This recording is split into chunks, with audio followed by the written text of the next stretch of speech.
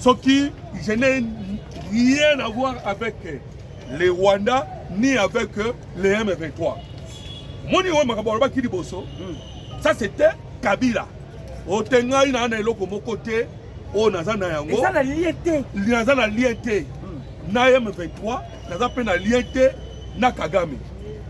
Mais Kagame yemoko lelo a se décidé à bimisa ba secret dans son. Comme ça, ndeko docteur banda ko bimisa yango.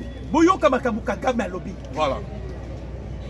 Dans une interview accordée à Jeune Afrique, le président rwandais Paul Kagame affirme que le M23 n'est pas un mouvement rwandais. Ça c'est Kagame. Voilà. Qui dit que le M23 n'est pas un mouvement rwandais, mais une rébellion congolaise.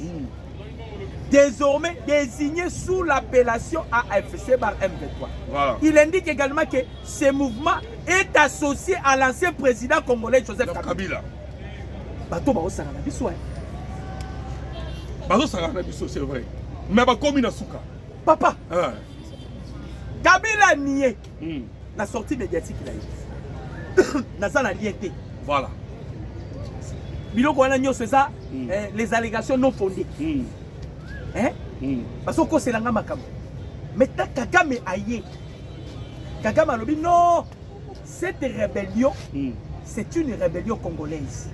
Comme ils ont toujours cherché à congoliser la guerre qui s'est faite à l'Est. C'est une guerre par procuration. Mais Bango Balobi, c'est une rébellion congolaise associée avec l'ancien président Joseph Kabila. Bandeko ba Congolais. Au moins que tu sois un Congolais malade, on comprend les locaux. Oui, oui. On doit réfléchir. Kabila Bimia Lobi, Azana antécédent mon côté là-bas. Voilà. Kagame Bimia Lobi, c'est lui le patron. Oh! Avant même Kagame Loba, Lobi déjà Nations Unies, ça qui rapport. Rapport. Tu remets sur le rapport. Mais Ndeko Docteur, tu as tout le monde. Et c'est très important. Oui. Kagame Lobi, il est sous Ndeko Docteur, tu as sa réponse. Pour comprendre. Kigali réagit à la présence de Joseph Kabila à Goma. Paul Kagame a réagi. Et a réagi Nini. Boyoka, Ndeko Docteur a répondu bilan. Dans un entretien accordé à Jeune Afrique, le président rwandais Paul Kagame a été interrogé sur la présence de Joseph Kabila à Goma, dans l'ouest de la République démocratique du Congo. À la question de savoir si cette présence impliquait un soutien ou un faveur de Kigali, Paul Kagame a répondu en des termes nuancés. Bon, qu'est-ce qu'on répond à Paul Kagame? Kagame a dit, tous ceux qui souhaitent prendre part à la lutte pour un Congo stable sont les bienvenus. Bandeko, boyoka question. Batuni Kagame, pourquoi permettre Kabila à côté de la Rwanda pour Bimana Goma? C'est une question Batuni Kagame na Jeune Afrique. Bandeko boyoka réponse. C'est là où on répond Ndeko Docteur.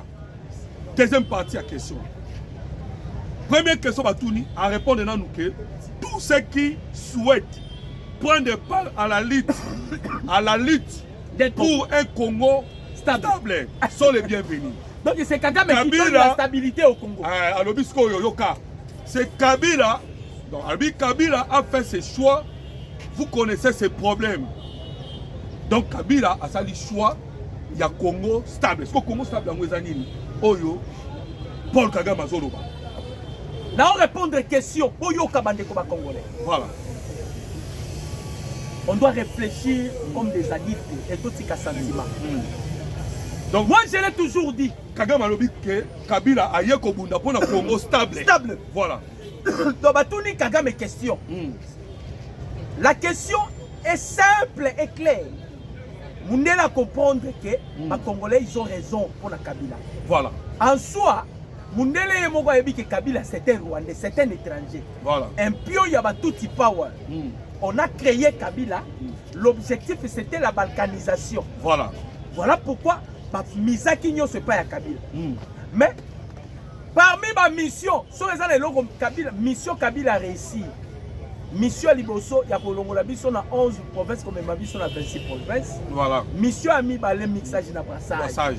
Alors ba mission misusu ezalaki ba mission suicide à kokite. Voilà. Batoni sikoyo kaka mes questions. Pourquoi tu as permis l'accès de Joseph Kabila de Rwanda à côté Rwanda pour aller à Goma? Voilà. C'est ça la question. Yoka réponse ya Kagame. Voilà. Kagame alobi muto nyonso za na lit azobunda po Congo ezala stable. Ndi Congolais yoka. Congo na yoka Kagame azoloba. Voilà. Muto nyonso alingi Congo ezala stable. Ngai Kagame na ko accompagner. Voilà. Oh mikolo uti ko le Kagame batuni ye. Kagame yebisi biso problème ezati sécurité. Voilà. Problème ezati sécurité. Les M23 ba exista ki avati sécurité. Problème est à cause profonde. Voilà. Qui veut dire Mabélé. Mabélé. Voilà. Mais cette même personne qui nous dit encore, lui il veut que le Congo est à la stabilité. C'est-à-dire la stabilité selon Kagame, les Congolais vont passer à Kagame, Nord Kivu, Sud Kivu. Ou en quelque sorte, Kagame a dominé Congo Mobimba. Voilà Congo est stable. Tshisekedi a appliqué l'accord de l'Emera. Ou Tshisekedi Andima, l'accord de M23 signé entre Joseph Kabila et Paul Kagame. C'est ça, c'est ça. C'est ça, c'est-à-dire, par là, Congolais nyonso azara la sentiment Kabila zone. Si tu vois quelqu'un soutient Kabila, Ali Boma, à Moutou normalité. À tout le monde sur les réseaux sociaux, il parle du bien de Kabila. C'est un fou.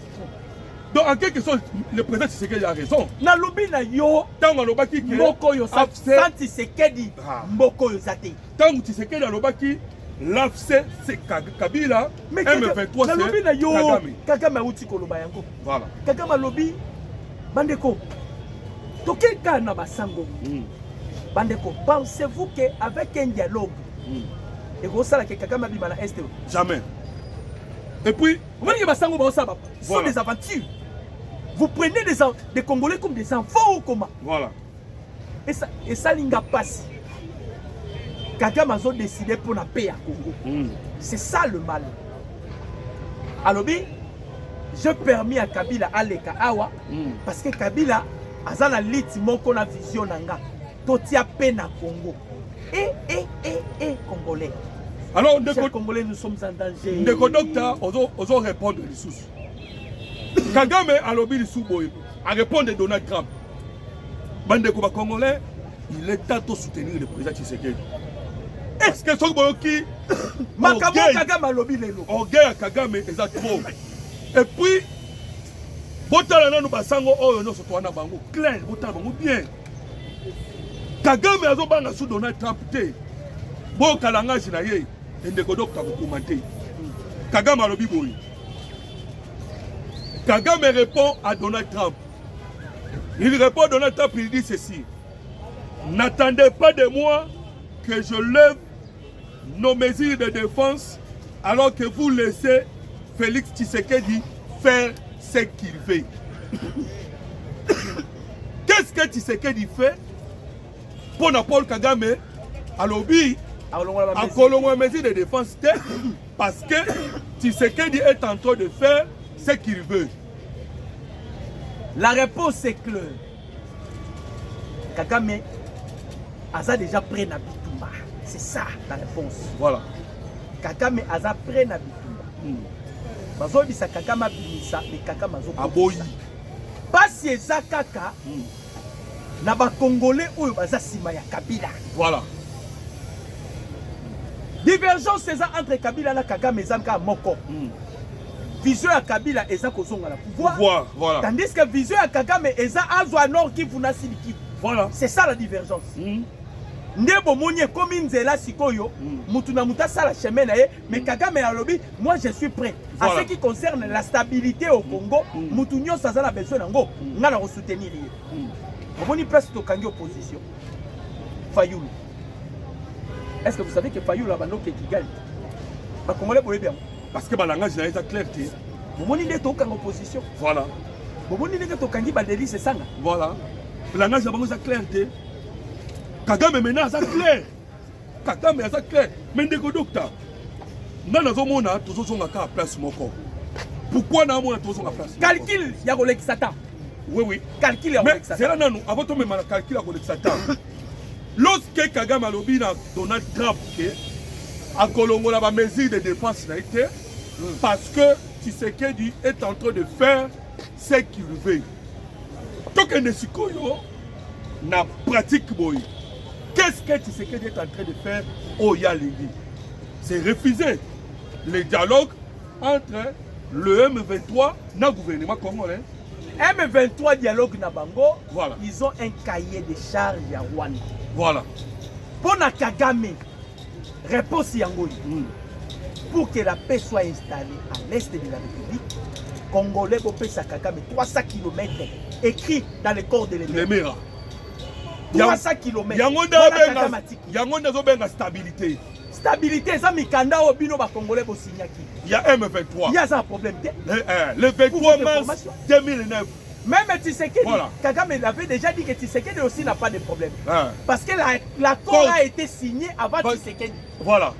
Maintenant, quand on demande aux Congolais, nous devons soutenir l'idée de changement de la Constitution. Les Congolais ne comprennent pas. Et puis, stabilité, parce que tout le Congolais, sous Kabila, a réunifié Kimboka. Stabilité, Paul Kagame a clair. À contrôler. C'est Kagame a la domination, il y a la République démocratique du Congo. C'est ça. C'est ça, stabilité. Donc, Kagame nous impose pour que Bisso, la République démocratique du Congo, tous à la stable et Sengeliton Dima, il y a la domination. Ndege boyokaka corps il y a 23 mars et l'Obinin 43%. 43% d'autorité militaire. 43% d'autorité civile. Il y a Nord Kivu, Sud Kivu, Ituri, Okititi Maniema. Il y a un contrôle. Il y a toujours un pouvoir. Anomaka, Alongolaka. Voilà. Ce que biloko wana nyoso. Voilà. Avec les Bakatumbi, na basango aussi basigna. Peut-être bino bozoé ba. Bandeko ba Congolais tozo na éveil patriotique. Ce n'est pas parce qu'on est nous sommes Congolais. Bandeko. Na malobo Kagame uti ko bimisa na jeune Afrique. Si tu vois encore Congolais zokosola de soutenir Joseph Kabila, c'est que vous êtes sous la malédiction. Ndeko docteur s'il vous plaît. Yoka lisusu. Bandeko ba Congolais bolanda. Le M23 ça c'est Kagame.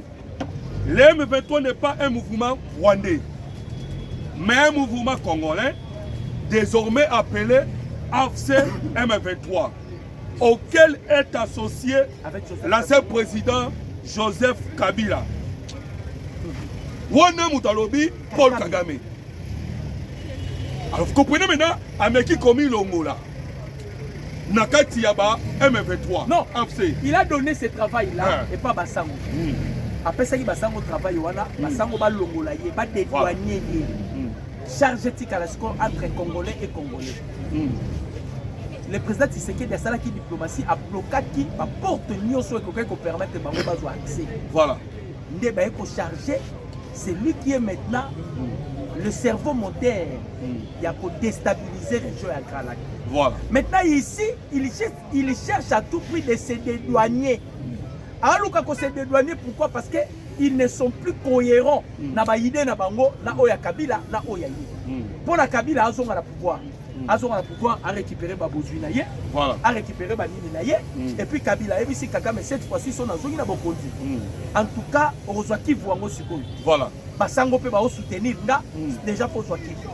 Voilà pourquoi vous voyez toujours les sango, il vient toujours avec ce langage d'un dialogue inclusif. Voilà. D'un dialogue inclusif. Qui veut dire stabilité. Non, parce stable dans le Congo, Alessa Kagame a dominé la partie est de la République démocratique du Congo. Voilà stabilité pour Bakoluka. Mais, de côté où tu sais que tu es Congolais, qu'est-ce qui a fait que Kagame a commis Biloba Loba? Monsieur l'équipe. Dans une semaine, a abîmé déjà 3 fois. Monsieur l'équipe.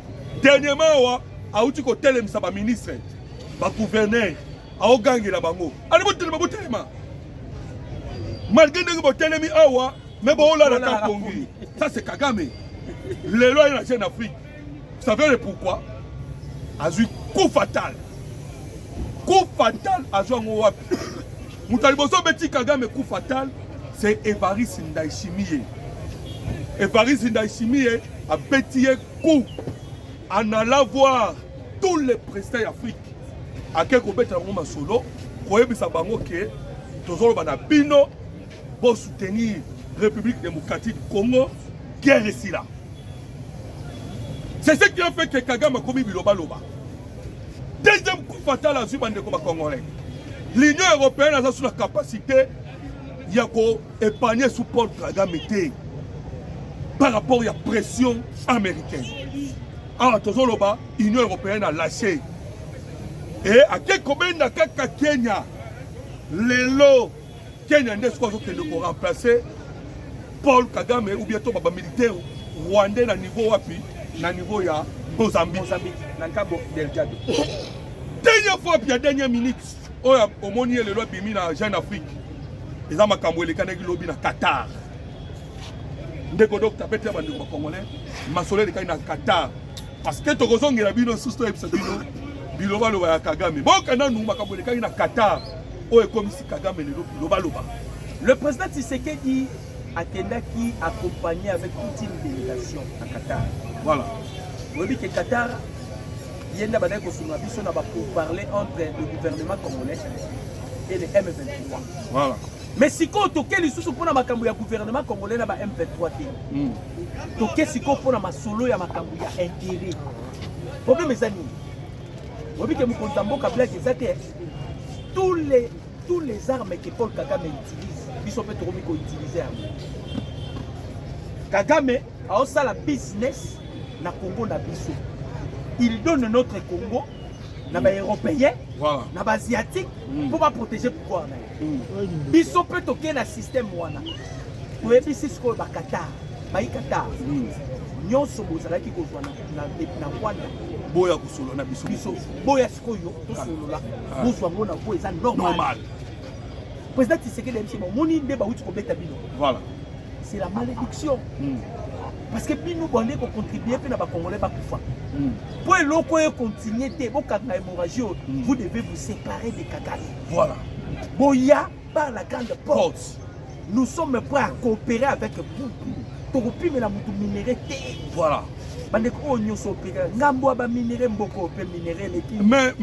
ndeko docteur faut que ça va ndeko ba congolais que solo nyonso beti ezala kinde ya kala lobby de ba ko concrétiser ba signer sikoyo ba Qatar avec le Qatar et puis Qatar donc na minute yo voilà les intérêts du Rwanda na Qatar on dit que le Rwanda il devait na Qatar parce que azala ba dette fallait futa Qatar sikoyo ba dette wana Kagame azani na ngote ala mbongo te voilà ba milliards wana pa pesa Kagame yebisaki bango ne t'en faites pas ngai na Congo na ba ngai ba cheval na ngai ba traître na ko utiliser ba cheval na ngai voilà poto bisa mbongo to ba na futa te nenge siko to kangi ba madusu mbongo ezate président Tshisekedi yebisi bango tika bubu sana mbongo wana boko ikozwa plus avec biso nde bomoni baki ba signer eza l'une des raisons bomoni Paul Kagame a quitté ya. Et puis il faut dire aussi que il y a eu aussi la pression il y a États-Unis d'Amérique envers le Qatar. Boyebi que Qatar zaki na ndekone moko na kati ya masolo oyo ezaki Massad Boulos. Oui, Massad Boulos alingaki contourner biso mwa muke. Mais Donald Trump a mis attention. Comme écarté. Les locataires qui ont revendiqué l'usine et la raffinerie à or, il y a Gasabo. Usine et raffinerie à or, il y a Gasabo. Ils sont en Rwanda, ils sont en Qatar. Et ils ont été sanctionnés par les États-Unis d'Amérique. Alors, Qatar, qui ne connaît pas américain, on a comme on a l'émir du Qatar, qui son ministre des Affaires étrangères de Qatar, a qui les États-Unis d'Amérique là.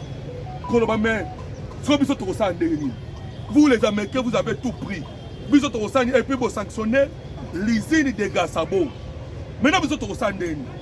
Donald Trump a dit que vous avez Tshisekedi. Alors, le président Tshisekedi, voilà, le président Yebisi Qatar, ceux qui ont tiki Rwanda, tokovanda tokopeta masolo. Voilà pourquoi Qatar atali abi bon natiki boya sikoyo tobeta masolo nde masolo beta milobi. Bande ko ba Congolais. Vous vous souvenez du processus de Doha?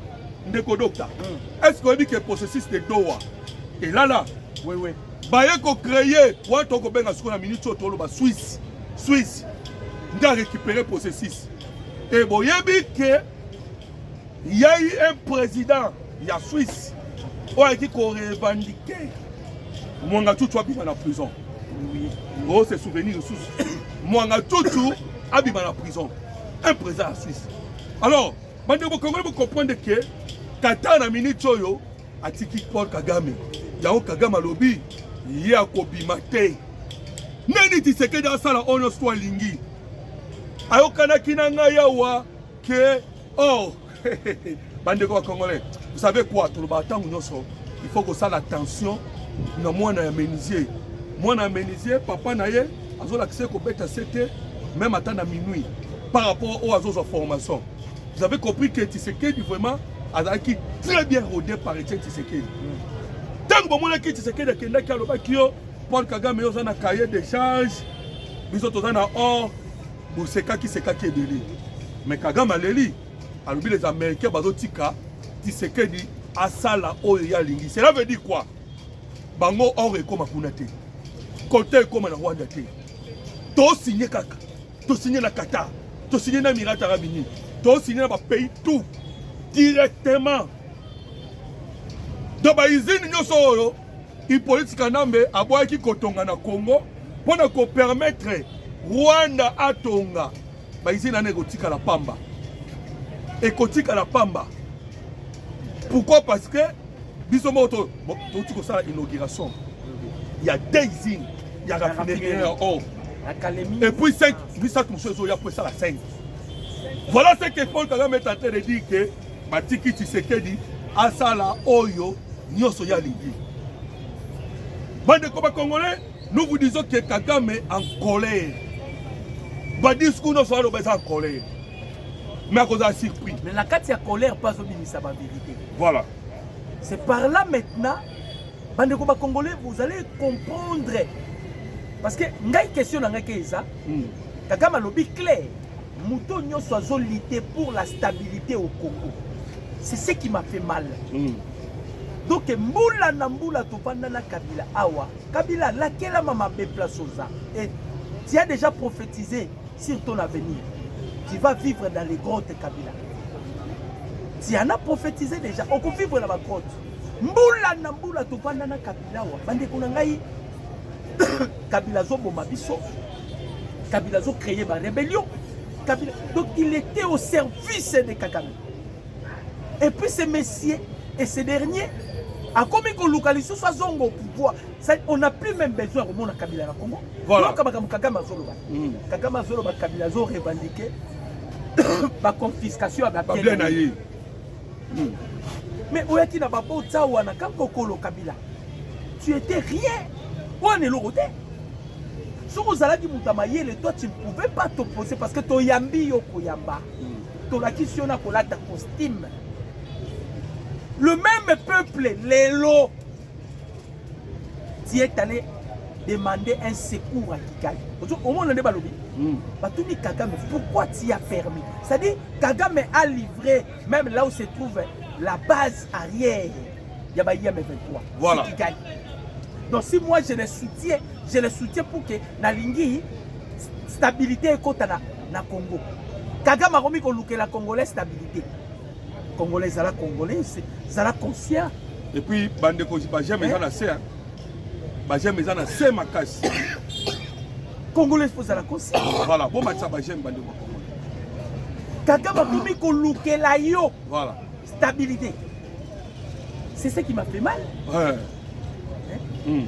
Si quoi ah babimisi Kabila responsable où sont la 5 ans. Bazanga personne ni ba bimala bango. Voilà. Tobeta siko lisolo ya guerre ezo ya liboso. Parce que les affirmations à Paul Kagame ça prouve ils ont prouvé que il y aura la guerre ya liboso. Oui. Yokana nous ndenge maloba Paul Kagame. Kagame alobi boye. Paul Kagame défend le maintien de ses troupes en République démocratique du Congo. Kagame dit ceci. Le président rwandais affirme la position de Kigali sur la présence de ses forces et dispositifs sécuritaires qu'il qualifie de mesures défensives dans un contexte de tension entre la République démocratique du Congo et le Rwanda. Yoka Kagame Albiboy. Nous refusons de lever les mesures défensives, qu'il s'agisse des troupes ou de tout autre dispositif. Ce que nous appelons des mesures de défensives. Et selon votre logique, Kagame a une question. Selon votre logique, pourquoi alors qu'il existe une menace contre moi, me demandez-vous de lever ces mesures sans traiter cette menace? Kagame a une question. Donc, c'est un peu traité dans nous, solution à menace, voilà, na kolongola, ba mesure défensive na ngai. Et c'est pour dire que Kagame a maintenir ba mesure défensive na ye. Alors, vous avez déjà compris que guerre raison à Liboso. On va se battre. Vous savez guerre raison pour la nuit. Kagame a dit que la consommation à temps. Oui, oui. Mais les Américains ont dit que Souka, le 15 avril. Réunion Bakotaki, il y a le 17. Dans le 18. Dans le 18 mars. Accompagné aussi voilà. La session, il y a un conseil de sécurité. Ok. Bayebi a retiré les militaires et puis Andimaki. A Zongi, au lieu de retirer, avant de faire le repositionnement. Ah, Tozo Loba. Félicitations nyonso boyokaki. Kouta na Rwanda pona ba léopard na biso. Lukuta diversion. Babombaki eloko na sima to esaki bino. Eloko babombaki na sima eza nini? Ezali attaque ko batakaki lobi na Minembwe. Et repositionnement ba ko sala. Je pense que ndoko docteur expliquaki bino. C'est pour attaquer Beni et Butembo. Voilà to saluer la présence de l'homme de Dieu na minute choyo azala Butembo. Le prophète de Dieu, Gilles Moulindwa. Pour nous tel sanabana ya Butembo ke boza la fort. A munguna zolinga skoyo a meka repositionner. Kagame a compris que Ndela Walika les a très difficile. Aya Sikoyo a attaqué Butembo parce que à Butembo il y a les banandés. Ndela Skozolinga a meka a attaqué. Il y a déjà ma côté réunion. Kagame a décidé. Si la mort, il est prêt à tout faire. Voilà. À Congo, à retirer ma mesure défensive, il va maintenant faire la guerre avec la République démocratique du Congo. Voilà. Et ça, que Bissopé Morales au zénith, on doit maintenant cette fois-ci faire la guerre. Bandeko, aucun dialogue. Dans le bien, aucun dialogue. Et qu'on mette fin à la confiance dans la Est et la République démocratique. Voilà. Atabo moni ba moupe ba bimi. Oh boye, lukuta. Bango tout so ba yé na dialogue. C'est pour favoriser Kagame parce qu'ils sont au service de Kagame. Batu wana soki ba yé et que nous nous inclinons na biloko na bango, c'est fini. Ils vont favoriser Kagame. Et tous ils sont au service de Kagame. Donc aucun dialogue. On a joué Bisabino. Dialogue mon côté. Oh, Ekobimisa Kagame. Ce que ça n'est pas Ekobimisa Kagame na Est de la République, c'est la guerre. Voilà. Et guerre au Tozoloba. Tout ce qui sera guerre na Katia Congo. Cette fois-ci, il faut que Kigali soit touché. Voilà. Cette fois-ci, il faut que Kigali soit touché. Voilà. Depuis Tobandi Guerroyo, Tobomaraba na Congo. Voilà. Yango Moni Kagame continue de s'entêter. C'est comme si tout ça la cagé. Il faut Kagame à sentir peut-être que non, na Congo peut mibali baza. C'est-à-dire Kigali doit être touché. Pour abombiter, il a défié les États-Unis d'Amérique à leur disant que na Kolongo la ba mesure défensive na ngate. Kagame a dit ça ouvertement na Jeune Afrique. Voilà. Sikoyo yo abe Chole. Yombo oyo na benga ke kuta abe Chole pamba. Monsieur Chole. Parce que naebi sarabino soki bozana esika oyo bomona Chole teya boyelanga ta vidéo. ate ya kate ayebi ne makambo nzambe te baloko tie na Gabon c'est un Gabonais Chole wana baloko tie na Gabon et alors là ambongo baloko ta na Centrafrique na famille ya Bemba ndenge Chole bazwa na Gabon voilà il n'est pas un Congolais mais il nous embrouille obi ke boyo kana tangela bino no bongo en attendant ndeko docteur otangela bino na ina répondre na ndeko moko komi que o bobandaki koloba le 1er avril au 4 avril ndeni bokomi koloba sous le 15 avril non réunion kotaki le 17 et le 18 mars aux États-Unis d'Amérique bayi Rwanda balobaki bakobimisa basoda na bango ti le 15 avril mais selon ba zone le premier ezalaki po ba libérer ba militaire na bango na 2 zones nde omonaki babimisi basoda na bango na Lubero babimisi na Walikale mais Kagame ayebi ayekola ba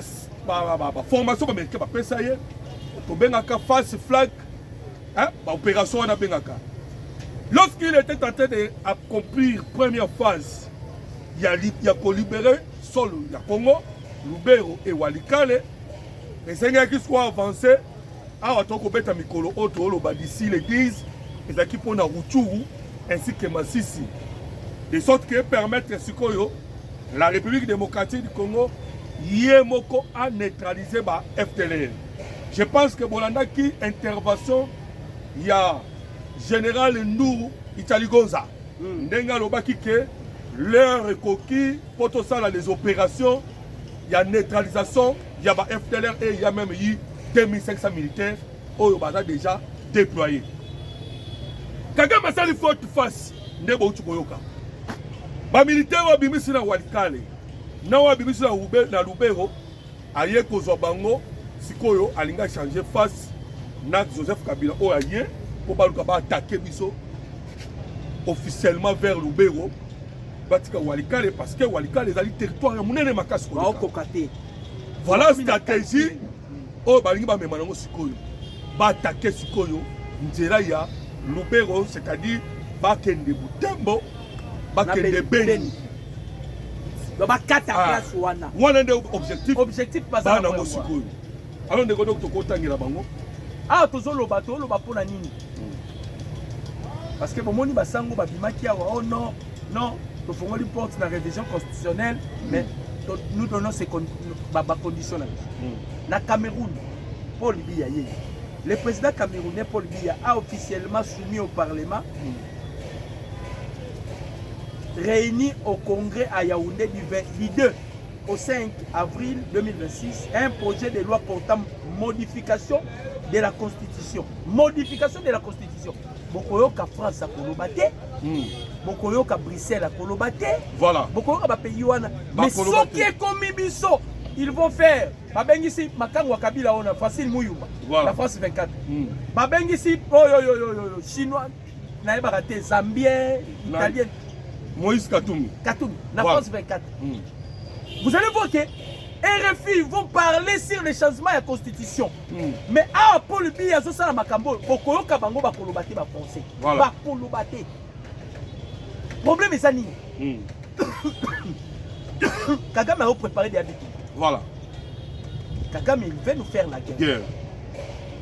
Toujours pour y aller ba surprendre Bisso. Il faut toujours ma précaution na Bisso nyonso en avant. Yamona lobaka à chaque fois soto beta ennemi babimisela biso ka babilo c'est la France toto beta bango wa France omoni te babali bala lisabiso ouais il faut que ça bande ko ba congolais cela veut dire quoi bomoni ba drone o eza créé mikolo yo na niveau ya Russie et plutôt ya Iran ba obenga ngo Charette 136 bamboka nyonso tout ba comprendre que ba drone wana ça va tel que la Chine a produit en tellement belé pèse moins cher. Alors, Kagame est allé acheter ma drone wana na Chine. Je pense que les experts en Nations Unies, ma BBC va vérité. Il y a contribution à Chine na makacha makambuya guerre ya Est, il y a République démocratique du Congo, na kobete ya bino li solo nango. Ba révélation, il y a ba experts il y a Nations Unies. Alors, tellement que somba yango na Chine, nda ye nango pour engager sikoyo la guerre. Tu vois qui Kagame a koloba Déjà, l'objet attaqué qui n'a minembu. Nous avons perdu colonel Moko. Parce qu'on doit vous dire la vérité. Oui. Tu perds des colonels. Et l'objet qui passe dans mon thème. Tu sais qu'il y a bien ok. Si Kagame a dit que l'on a biso, qu'on peut s'abiso ba félicitations. Il y a Makambo Léopard. C'est parce que va préparer qui coup contre nos FADC. Mais notre colonel a couru comme un héros en défendant la République démocratique du Congo. Bandeko, comprenez que Kagame maintenant a yé Nambongo et politique Nambe ba yiba kibiso ko ba sa biso guerre mais guerre ya suka. Guerre ya suka ndegomo wa komeli biso wana o ba américain. Je vous l'ai dit que les Américains à niveau ya Congrès américain bazali qui déjà causé la volonté à Paul Kagame. Comme volonté à Paul Kagame exacté lobby bokomona on va traiter les M23 comme un mouvement terroriste. Et sachez-le bien que Afriko Mazawa, Bobo Sanakate, Afriko Mazawa, tant que vous traitez un mouvement terroriste, Ndebo Komona va frapper Oyo et Kokoué la Bango. En soi, sur Olandi Kagame, Kagame a troublé contre la région à Grand Lac. C'est ça la carte de Paul Kagame. Voilà. Pour ça, Kagame a troublé contre la Katia Congo et la région à Grand Lac. Pour ça, Kabila a Yena Tshisekedi baza la ba perdant ya pouvoir. Voilà. Pour Kabila si alobaki yango. Soki kosenga atia ba millions. Il est prêt à kobimisa ba mbongo. Mais pour Kaka a déstabiliser régime Oyo. Il ne veut plus de ce régime. Alors, le Kaka m'a commis déjà na Boulouana. Yango bomoni. Il se sent à l'aise. Kaka mais se sent à l'aise. Il se sent à l'aise. C'est comme si tout ça a naïgé. Voilà. Na obimate. D'ailleurs, M23, on peut s'en sous responsabilité M23. M23, il y a des Congolais. Il y a des Congolais. Ah, déjà, na nyoyo, chole. Papa, il y a Gabonais au chole.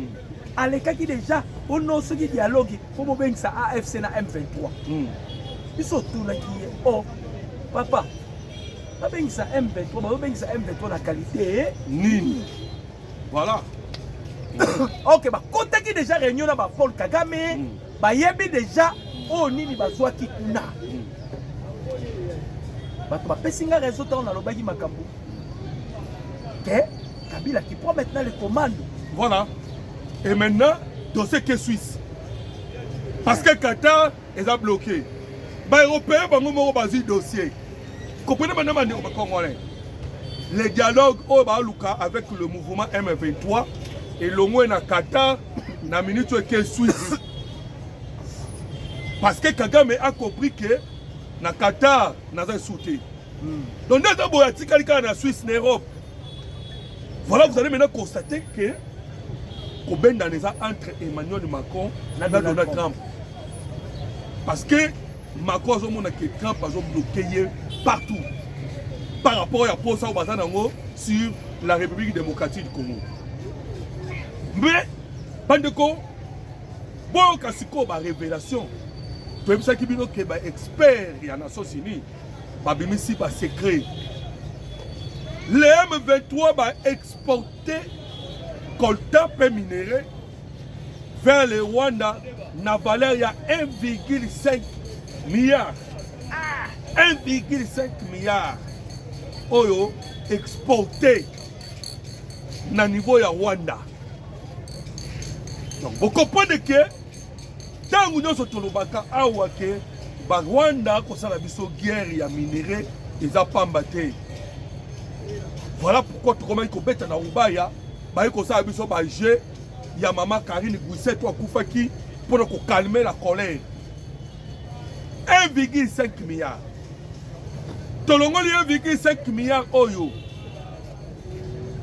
Bazali ko exporter nango. Et Kagame bandeko a kotisi ba militaire na ye ebele.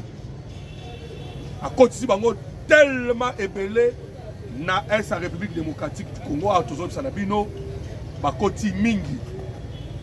Et ba koti mingi pambate.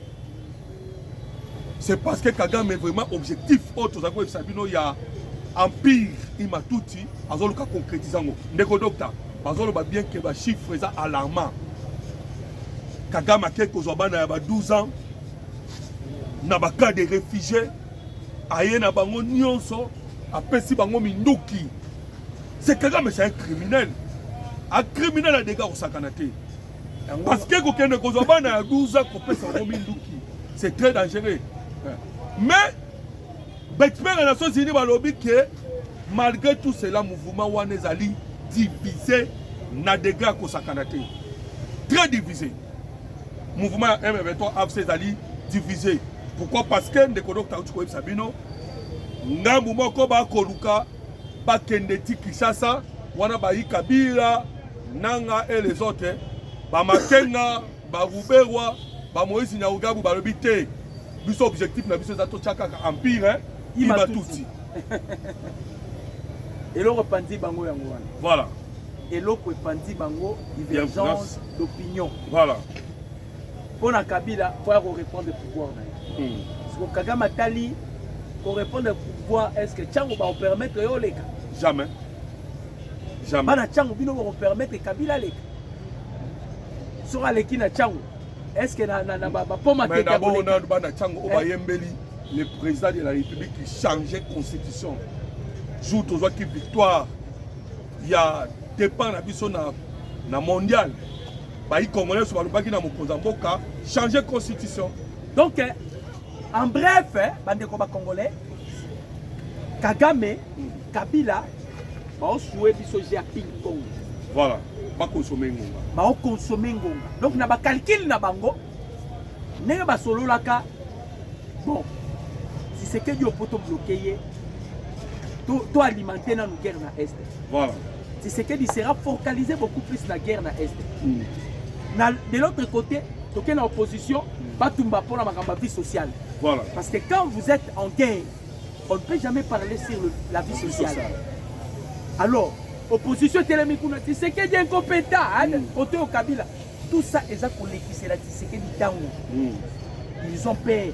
Si c'est qu'ils réussissent, il y a qu'on change la constitution et qu'on a la mabé pour la Rwanda. Et qu'on a la mabé pour la Kabila. Ils ont créé et mais le peuple congolais sont déjà avertis. Voilà. Congolais colis déjà ma casse. Donc, moyen pour ça Congolais ça les sous. Voilà. Donc c'est pas le cas parce que ma camounion son président Tshisekedi Alobaka. Et comme il m'a monoko Kagame. Et comme il m'a monoko Badinyoso. Ma camounion son konzamboka Alobaka. Il avait déjà dit que Kabila c'est lui le patron. Kagame les lois non non non non. Faut pas bailler qui est Kabila. Et cela prouve que Moutonio soit Sima Kabila za M23. Voilà. M23. Franck Diongo. M23. Nabao nous sommes pas réclamer dialogue. Les M23. Ce sont les M23. Martin Fayou. M23. Parce que langage la bango économie ndenge moko na ya Paul Kagame. La stabilité c'est le retour de Kabila au pouvoir. C'est ça. C'est une institution. Donc ce sont les M23. Voilà les Congolais. Tous ceux qui sont Congolais. Ouais ouais. Ngala moloto tolobaka yango mais de fois Kabila matakita. Kagame matakita. Guerre c'est là déjà. Voilà. Biso ande to balon. Balon. Mon numéro c'est plus 243 89 63 95 965. Mon numéro, c'est plus 243 89 63 95 965. Bobenga na plus 243 89 40 330 80. Merci beaucoup. Merci. Que Dieu vous bénisse.